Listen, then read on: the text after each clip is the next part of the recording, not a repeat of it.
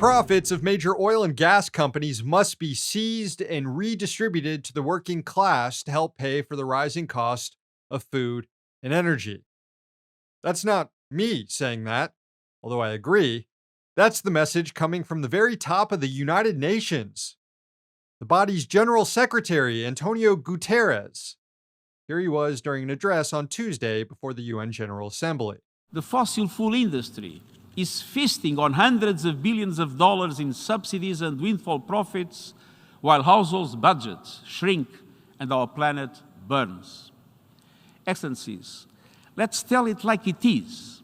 Our world is addicted to fossil fuels, and it's time for an intervention. We need to hold fossil fuel companies and their enablers to account.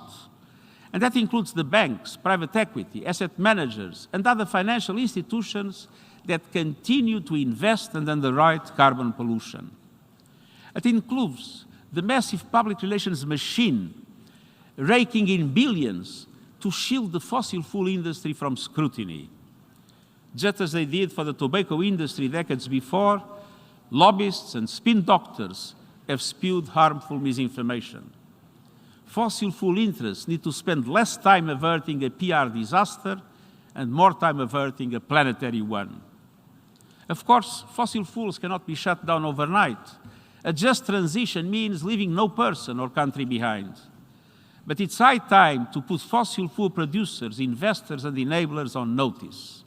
Polluters must pay. And today I'm calling on all developed economies to tax the windfall profits of fossil fuel companies. Those funds should be redirected in two ways: to countries suffering loss and damage caused by the climate crisis, and to people struggling with rising food and energy prices. Seems reasonable. Meanwhile, here in the US, Democratic leadership is pushing legislation that will make it easier for fossil fuel companies to build extraction infrastructure and generate even more profit.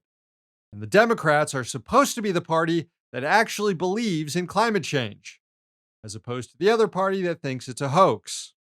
Senator Joe Manchin said the legislative text of his so-called permitting reform bill will be released today. It would fast-track the approval of a number of dirty fossil fuel projects, including a highly polluting pipeline in West Virginia.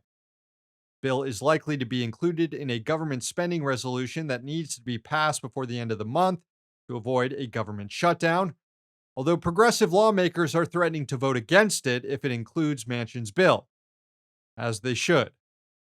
Hey, thanks for watching. Hit the subscribe button so you don't miss any of our new videos. Also, if you want to see Means Morning News in its complete form, not just the clips we post here, head on over to Means TV and get access to all our new episodes and our entire backlog, plus tons of other great movies and original TV shows.